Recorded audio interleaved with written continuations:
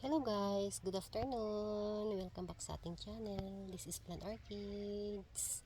Ayan guys, nag-collect ako ng mga sakis ko dito na nakalagay lang sa maliliit na pot. Ayan. So, ang gagawin natin ngayon guys, actually itong mga succulents na to is paborito ko guys. Ayaw ko silang lumaki at mag-lash. Ayaw ko rin silang kung pwede magkaanak ka no. So, ganyan lang. Ito si Bloody Maria. Kung nakikita nyo siya guys, ang ganda-ganda. Ang ginagawa ko lang na maintenance sa kanila guys is ganito lang. Nagtatanggal ako ng mga old. Yan guys. May leaf ano dyan ah. May leaf. Tumubo. Yan, tinatanggalan ko lang siya guys ng old na soil. Ang tagal na nitong Bloody Maria sa akin guys. Magto 2 years na to sa akin, pero as you can see, hindi siya lumaki. May time din na lalaki siya, tapos liliit ulit, ganun. Tapos ang ginagawa ko is tinatanggalan ng mga yan, nililinisan ba. Yan guys, lilinisan ko lang siya na ano na yata yung mga roots. Tatanggalan lang natin yan ng old na ano. Yan. After nyan guys is maglalagay ako ng ito oh, yung anti-fungus, yung blue dyan sa stem guys.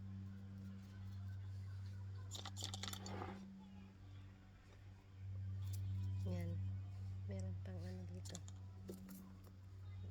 dry na dahon. Yan guys.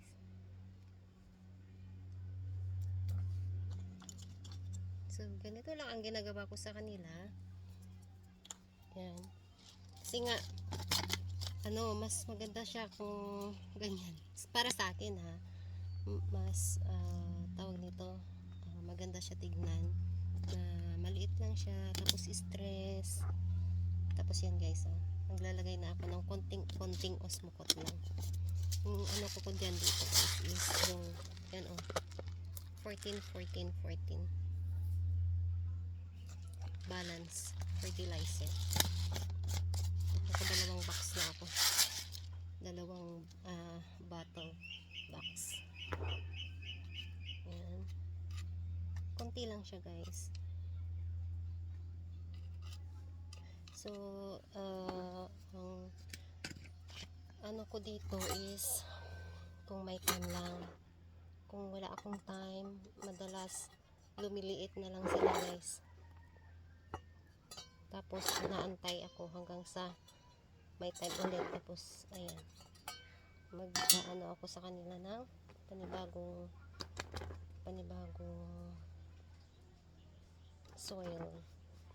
So yung soil ko is garden soil, carbonized rice hull, yung buo na rice hull, tapos yung durog na rice hull. Ayan. Actually yung garden soil ko guys is galing pa yan sa farm, yung tinatamnan namin ng mga gulay. Yun.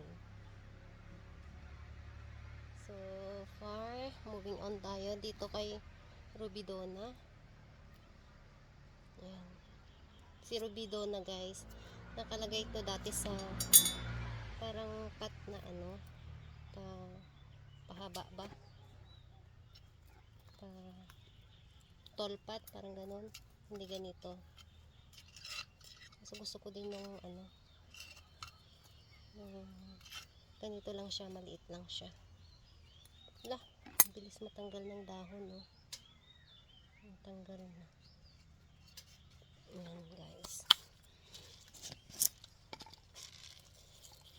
Tapos smokot konti lang, then soil.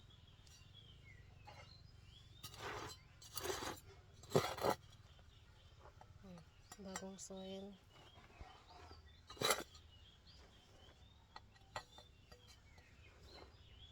Ayan. So ganyan lang siya guys. Yung mga plants ko dito nakababa sila. Kasi may ginawa ako dun sa planter nila. Ito naman ang aking, ang dilim ng phone ko kasi nag-a-adjust yung brightness niya.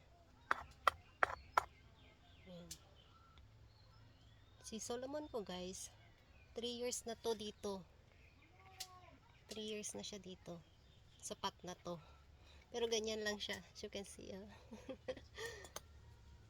Pero ang ganda nito guys pag pag stress ba siya. Stress siya dyan sa pot na yan. Basta yung kasi nga ako. Tawag yan guys, nagdilig ako kahapon. As in nadilig, soaking talaga nadilig. Yan. Tapos may tayo dito. Ang dumi ng mga gamit ko. Kasi nga, sa lupa lang ako nagtatrabaho na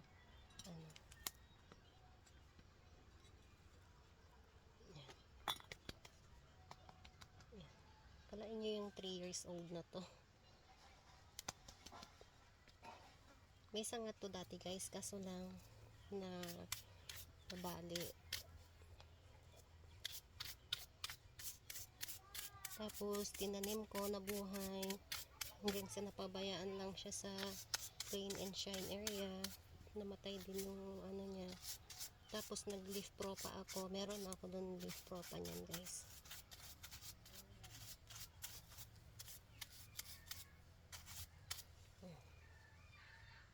Lagay ko muna sila dito.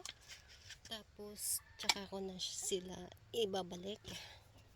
Pag ready na yung planter nila. Kasi yung planter nila is hindi pa ready.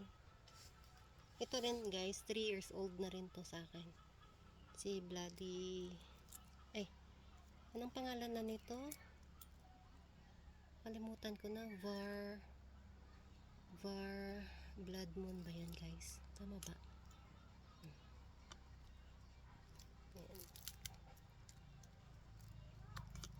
Lilinisin lang natin siya guys ha.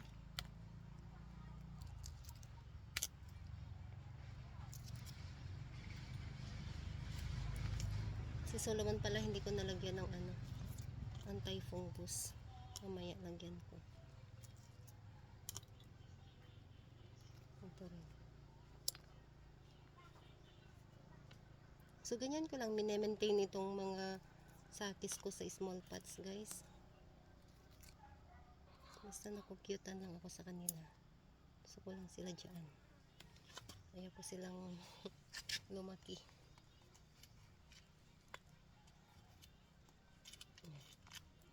Kinakailangan basta yung soil mo pag nagtanggal ka nito guys. Kasi pag matigas, mahirap tanggalin.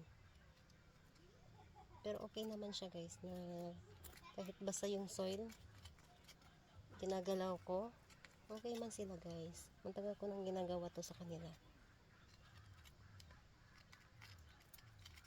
Parang once in a while nga lang. Every 6 months, 8 months, 9 months, ganun. Hindi siya frequently So yung osmocot nila 6 months, 9 months, ganyan.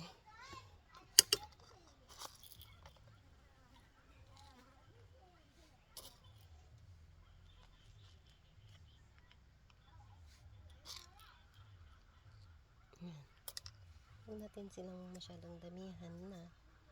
Kasi nga, maglalagay din naman tayo ng konting-konting new soil. 10%? 10% lang naman. Siguro, mga 10%.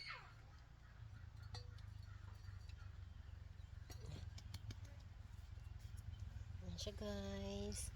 Ganyan lang siya guys. Tapos na rin ang pot ko na to. Dati ito hindi nakatali. Laging nahuhulog, nababalian, papayat, sasanga ulit. Ganyan. So, ayan na siya guys. Ganda niya. Pwede ng ano niya, ng stem na niya. Yan. Ilagay natin sa gilid at ibabalik maya-maya guys. Tapos ito, si Love and War, as you can see guys, malaki siya nung tinanim ko. Liliit to guys. Tapos, yun yung gusto ko, yun yung ina-achieve ko. Gusto ko yung liliit lang siya, tapos stress na stress. Ganun. So ito, hindi ko na siya papalitan ng soil kasi bagong tanim lang to. Ito lang nung January lang to. So hindi ko na kinakailangan magpalit ng soil muna. Ayan. Hindi ko na, lilinisin lang natin. Tapos maglalagay na lang tayo ng osmocote. Konting osmocote lang. Hindi na tayo maglalagay ng new soil.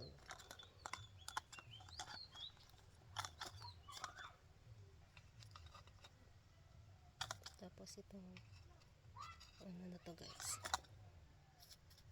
yan, anti-fungus.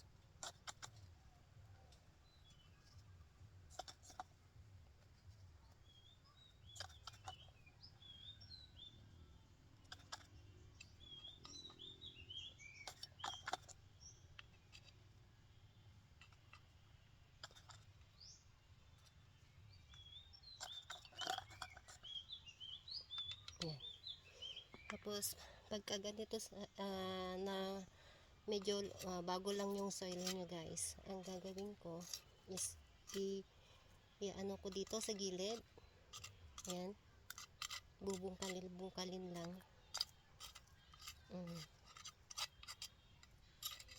Yan.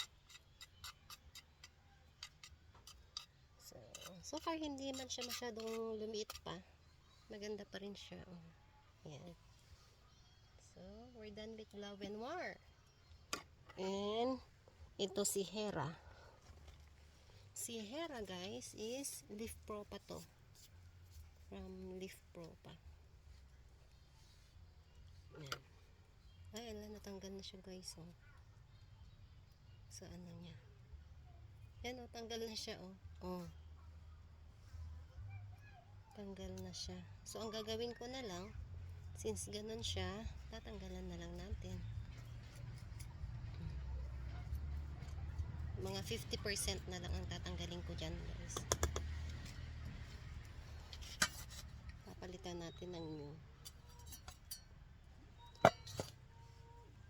Tapos after nun, patong-patong lang as usual. Papatong natin siya. But before that, maglagay tayo ng powder, anti-fungal powder, fungus.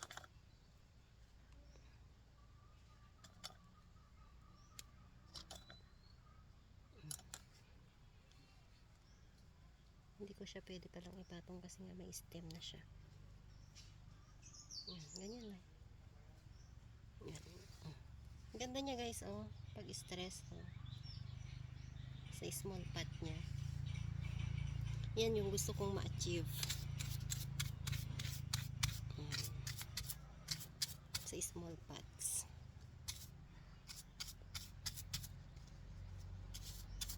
Linis-linis ng konti.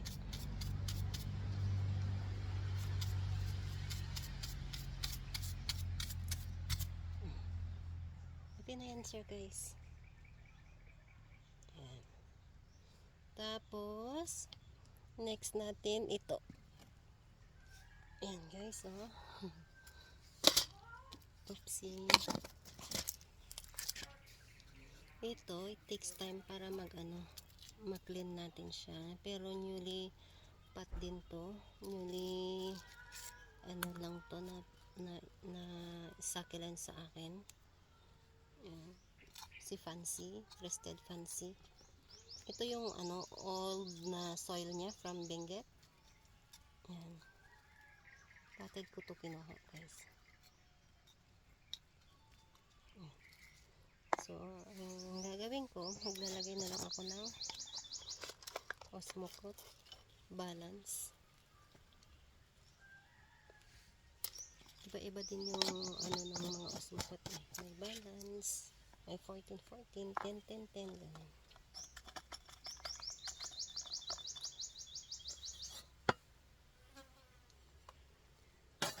Magbagay lang tayo ng 5% na new soil. Yung paglilinis guys, hindi ko na yan ipapakita sa inyo ha. Kasi matatagalan yung video natin. Kasi as you can see, ano, marami siyang dried ano. Mamaya ko lilinisin na yan.